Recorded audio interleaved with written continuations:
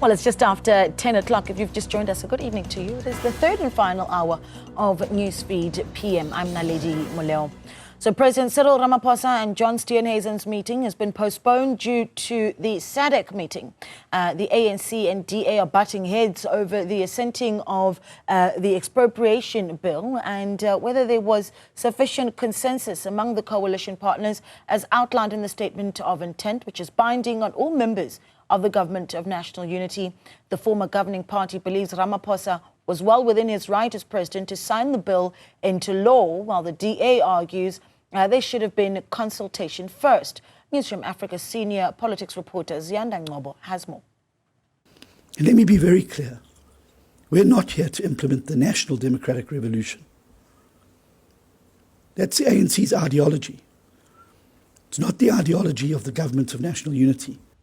Ideological differences continue to cause tension between the ANC and DA within the Government of National Unity.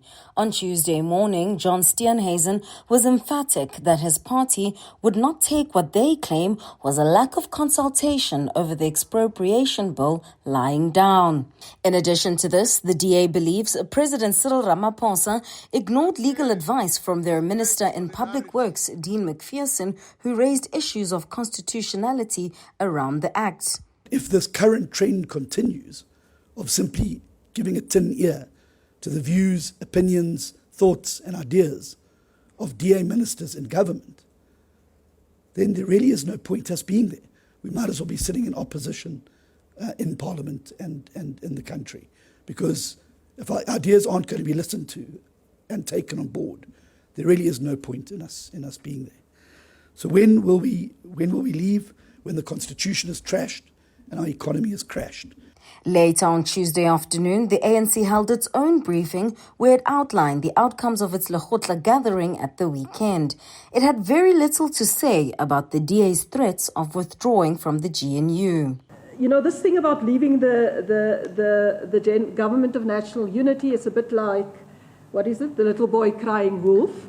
And I think that by the time that you really implement and there's really a wolf, you may find that nobody is listening because you've cried wolf so many times. Besides the DA, at least 3 other coalition partners in the GNU, the IFP, Patriotic Alliance and Freedom Front Plus, are also against the Expropriation Act.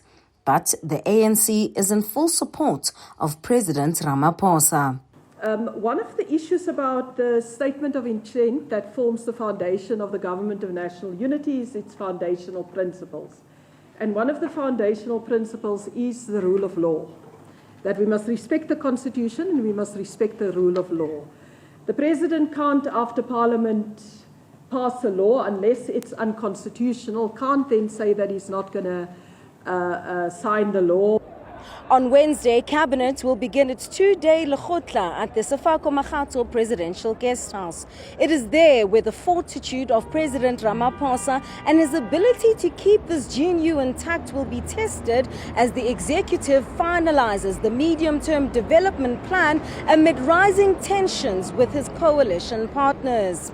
For Newzroom Afrika on Channel 405, I'm Ziyanda Ngcobo in Johannesburg.